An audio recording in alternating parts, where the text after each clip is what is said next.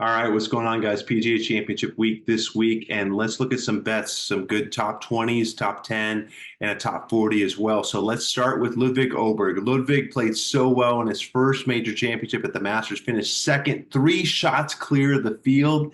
And of course, Scotty beats him by 4, but still so impressive in his first Masters. It's hard for anybody to finish in the top 10 in their first Masters, but he found a way to get in there with just really consistent play. All facets of his game have been so impressive so far on the PGA Tour this year. Third in total driving. He's 13th in shots gained off the tee, so his driving is really dialed in the top 25 in distance at 23rd for the season. He's 12th in scrambling around the green, so he knows how to get up and down. I think it's so important in major championship play. And then iron play, he's 17th in shots gained approach so far on tour this year. So really a lot of tools in the bag for Ludwig Oberg. Seems to have a really good attitude and a good mentality that helps him as well. 5 top tens in his last 8 starts. He's been so consistent, knocking on the door.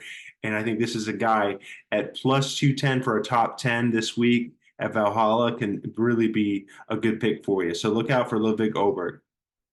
Past Oberg, I think you look at Joaquin Niemann. Joaquin Niemann at plus 140 for a top 20 on DraftKings this week. Joaquin has been so consistent on Live Golf so far this year. He's been the most consistent player that they have in terms of his performances. 6 top tens. He had a 7th most recently in Singapore, where he led the field in shots gained approach. His iron play has been so impressive recently. That's really been one of the hallmarks to his game. But then on top of that, like, look what else his other finishes. 4th when he played in Dubai, 3rd in Oman, and I'm getting pronunciations all off here, natural, right? And late at night. 22nd in the Masters when he played at Augusta National. So there's been a lot of consistency from his game. And I think when you're looking for top 20 players, you want to find a guy who is consistent on different types of courses. And this guy has got so many good facets of his game that will play well on a course like Valhalla. So look out for Joaquin Niemann. Past Joaquin Niemann, you look at a player like Taylor Pendrith. Pendrith has been so consistent recently. 4 top 11s in his last 4 starts.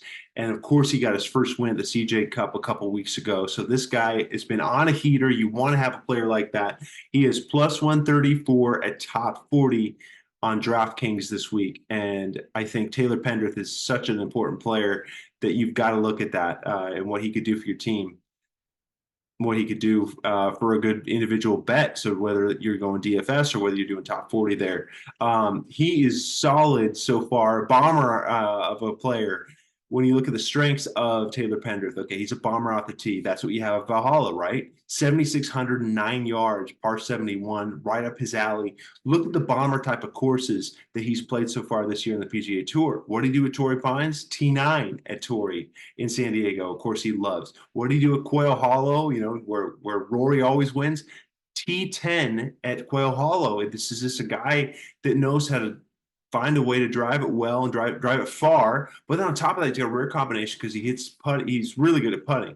He's ranks really high in putting, shots gained putting. He's 6th on the PGA Tour. It's such a strange, rare combination, but you want that in a major championship. You want a guy who can keep putting and keep the momentum going during this week to have that top 40 that you want. So look out for Taylor Pendrith this week. He's also 21st in birdie average, which is important to keep that momentum going. He can score really well for you. So look out for Taylor Pendrith this week.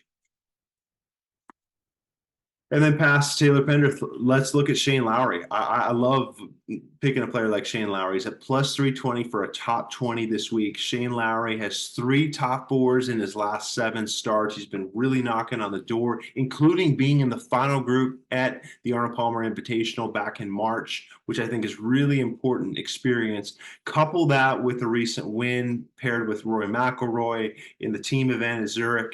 And I think there's a lot to like about what Shane can bring to the table. Of course, playing in big events, this is something that he relishes. He loves the big stage, okay? Shots gained approach. And the reason why I like a player like Shane Lowry is shots gained approach. He's 5th this season. Iron play has been so crisp, giving him so many opportunities this season, but also this week at Valhalla. He's going to be in the mix, a lot of birdie putts.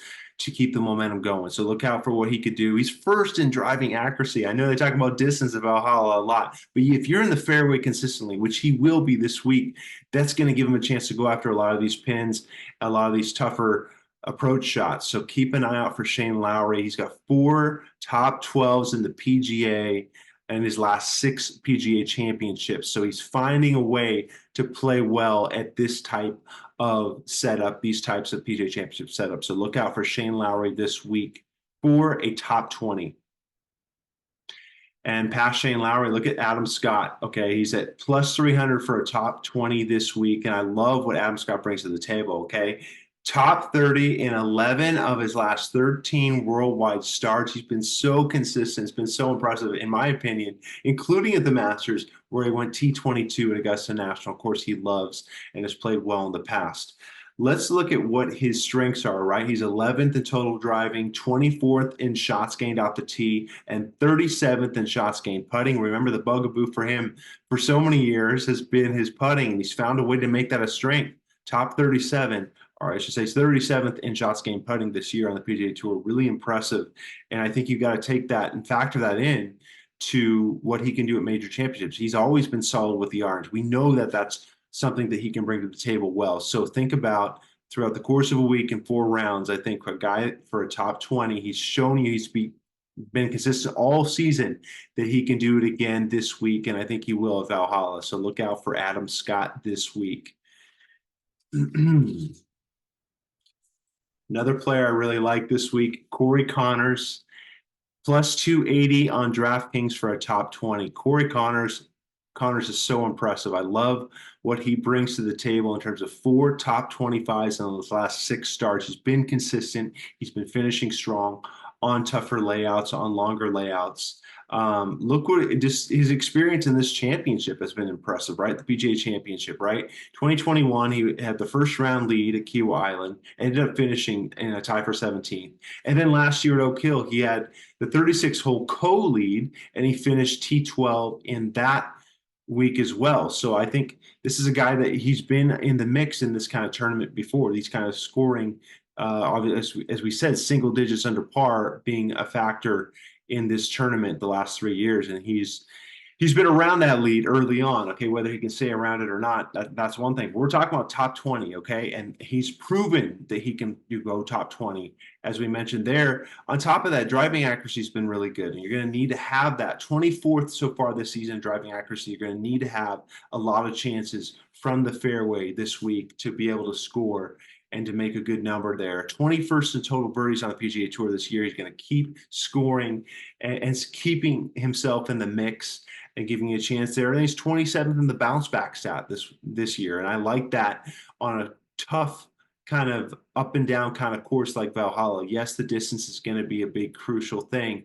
but you got to be able to bounce back, have the right mentality. I think that's important. That's something that Corey Connors has. So take a good firm look at Corey Connors, but of course, shots gained approach, he's 3rd. His iron play has been such a strength, and that's going to help this week, give a lot of opportunities, a lot of birdie putts for him on this course. So just keep an eye out for Corey Connors for a top 20 this week. Those are my picks. Hope you guys had a blast listening to that, and it should be a good week at PGA Championship. Subscribe if you like this content.